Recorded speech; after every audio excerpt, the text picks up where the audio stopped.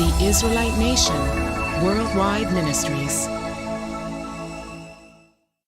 First and foremost, with Christianity, I think, like the Jacob said at the rally, the young man Jacob Kudos said, to Jacob. Yeah, very Kudos powerful. to Rise. Kudos to Rise. Proud moment. Amazing youth. And one of the things he said in one of his speeches was that we need to self-educate.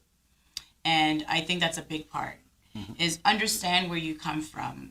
Where, again, when we got on the ships, everything was stripped from us. So you have to understand that even our way of life and the God that we served was also stripped from us.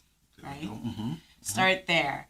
Then when you understand that the God that you're serving now is a false God, because when you were stripped of your God, they replaced it with their God. There we go. A false God. There we go. Right? A God with blue eyes and blonde hair and every other thing under the sun.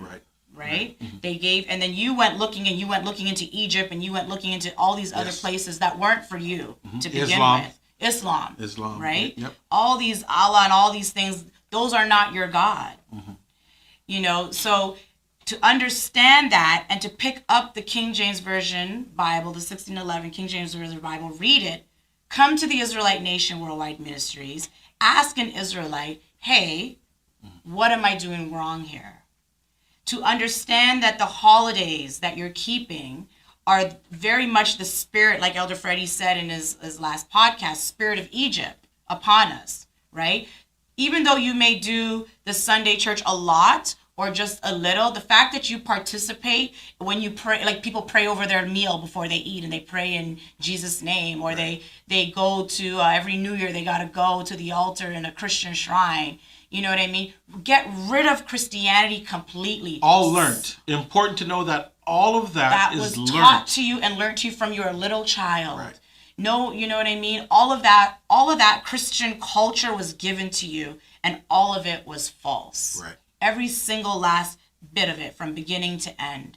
So stop with all of it completely. It's like a reprogramming. It's take the blinders off, relearn, retrain on who your rightful God is. The God that Moses spoke to, the God that David spoke to, the God that Abraham spoke to, that Isaac spoke to, that Jacob spoke to, you know, the God that Samson spoke to, all the kings in the Bible. Who is that God that Jesus prayed to and spoke to? Who is that God that all those Israelites spoke to? And if that's the God that you want to serve, then you will have to do everything that God requires of you. The laws, statutes, commandments, the keeping of his holy days, how to know how to treat your brethren, how to be holy, or when to know holy and unholy, when do you know, how to serve him, basically. Your whole way of life. It's not a come every Saturday or Sunday and this is church life. Right. Your whole way of life is now an Israelite. A culture. Fully a very rich culture. Yes. That you do. There's dietary laws, things that you will not eat every day, you know, and that is for your health. The God of Israel knows. You don't need to question why. Like a lot of people, why don't you eat pig? And they go down this rabbit hole again of why swine is not good for you. Who cares? Yeah, it doesn't matter. I don't care. All those posts you see of what is a scavenger, what looks like what a roach, does it matter? God of Israel said, don't eat it. Don't eat it. Don't eat it. Don't eat it. Obedience is better than sacrifice. There you go. You know what I mean? Just don't do it.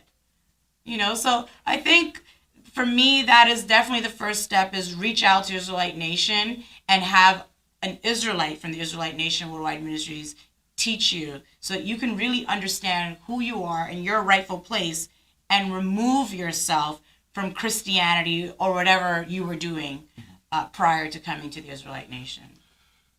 So as we spoke about the rally, the message of the rally is pretty much what you just said.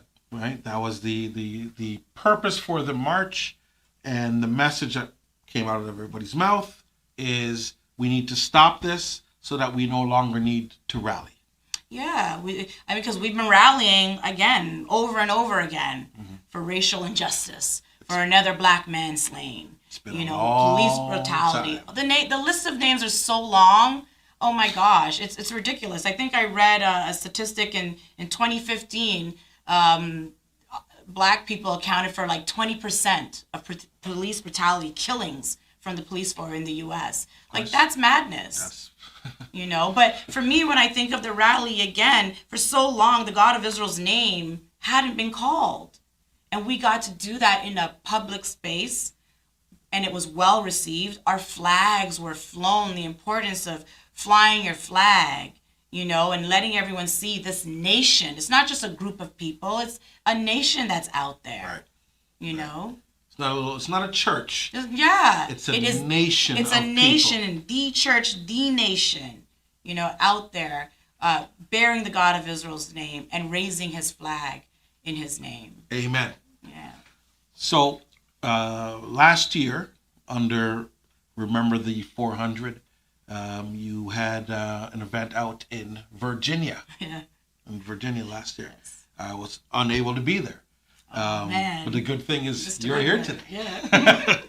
A quick breakdown. What was that about, and what was accomplished?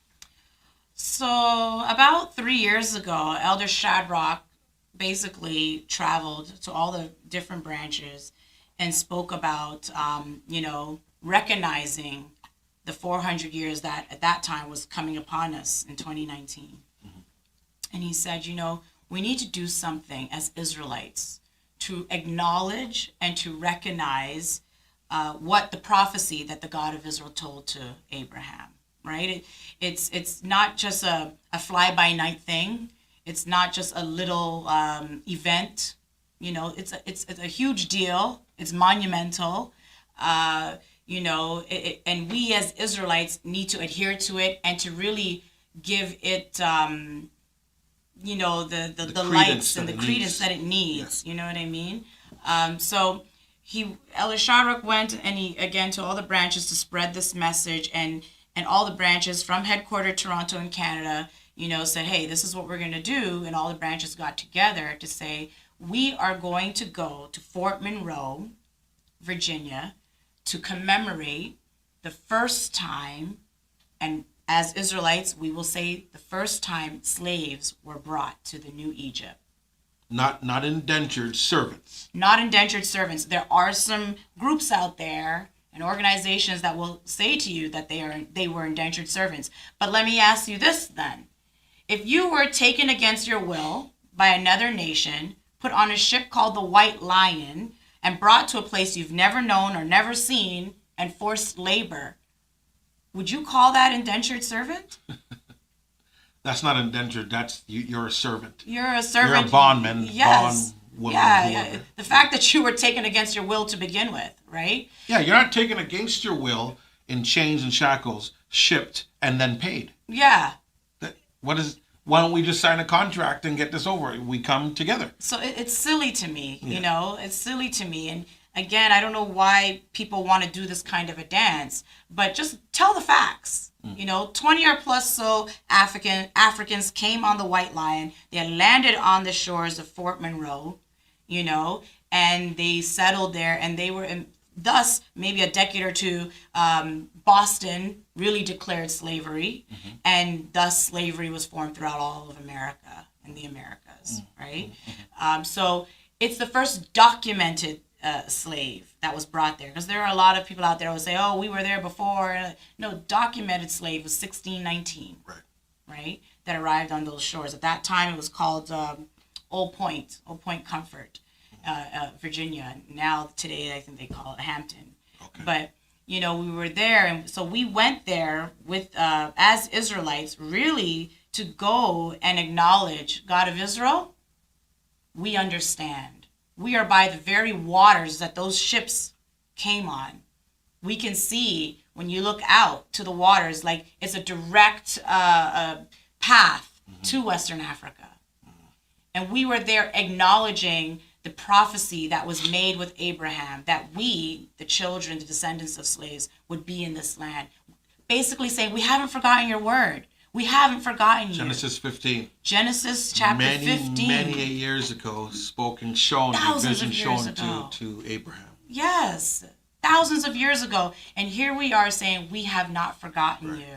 Right. We remember. Important. We remember that you said, God of Israel, it would be 400 years of affliction. Thus the slogan, remember the 400. Copy. Got it. So remember the atrocities as well as the contributions that were made globally. Yes.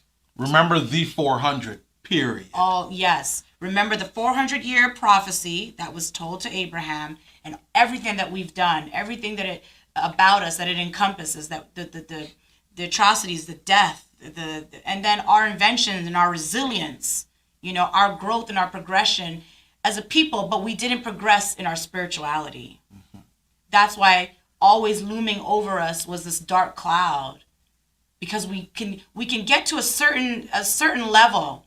Yeah, okay, one or two of us will make it to a certain financial status. A billionaire. Even if you're a billionaire. Sell shoes, you become a billionaire playing sports. But your people are still dying. Right. So what does it matter that you're a billionaire? Right. When is the last time we have been a very collected unit to have our voice out there and say, hey, let's come together as a people and stop the oppression of our people? Other nations do it. They do it all the time. I mean, Canada, for example. You know what I mean? The Indians came from East India, in the 70s, 80s, they built, and now look at them. Yeah. Everybody's come. Everyone does it. Done their thing, move on. And you got to look at it. One or two things happens. They either keep the culture that they had prior, or for some reason, some of them get to plug into Christianity, and it works. Yeah. It works for them, and they thrive. Because they can do whatever they want. It plugs and plays with everybody except us. Because that's not our instruction. And it doesn't work. We get beaten up and spat on, spit out.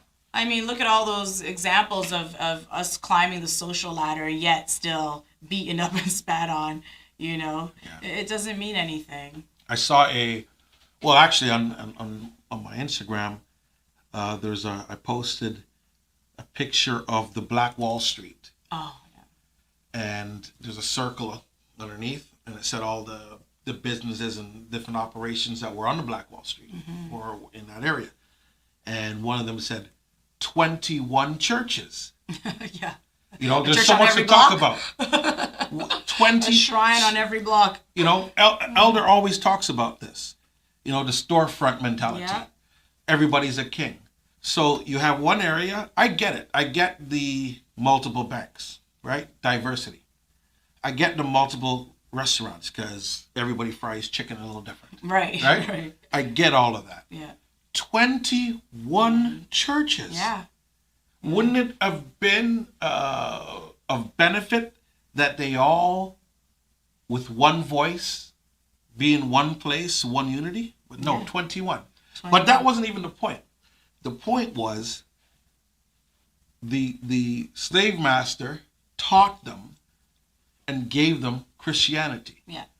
Then we took what we learned ignorantly and built 21 churches. That's right. And then the slave master came and burnt 21 churches. That's right. Yeah. Yeah. So the membership, the descendants of slaves, their membership in Christianity seems to have a different type of level than those that taught them Christianity. Yeah, for sure. Those mega shrines, we fill them up like cattle. And you're right. They're not going to those shrines like in numbers. Whenever the camera pans, if I happen to catch it on TV and it pans, they show children of Jacob by the numbers. Giving away their money, their time, their efforts, everything. And even with that, so they do that in Christianity, then you get enlightened to the truth, and you're against doing everything for the truth. I'm not going to tithe anymore. And then you want to pinpoint every little verse and every little sentence. You didn't do that in Christianity. Yeah. Come and just be taught. Yeah. It's definitely a heavy, dark cloud above our people, and they just refuse. Yeah.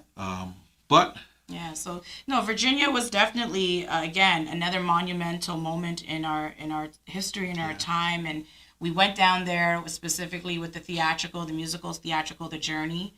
That was amazing, talking about how we traveled to these parts of the world and who we were even before we got to Western Africa.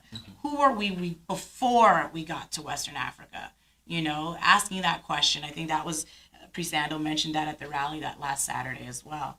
You know, and then the next day with the I Am More youth event, you know, it's one thing to always talk about the issues and the problems, but what else? What are the solutions? Right. Again, we don't want to keep marching just to burn down our own community or to riot in our own community or just to make noise, you know, and it's just lip service and talk. What are we doing? What is the progression? What are the action steps? You know what I mean? Like, what does that look like? So even with last Saturday, our rally was to raise the banner of the God of Israel, but also to say, this is how we shall overcome. So we're not marching saying we shall overcome. Well, how? Yeah. That's You been know? done. That's been done for years. So the youth, and that's why I'm just so proud of them. Their message was, this is how we shall overcome, by returning back to the one true living God.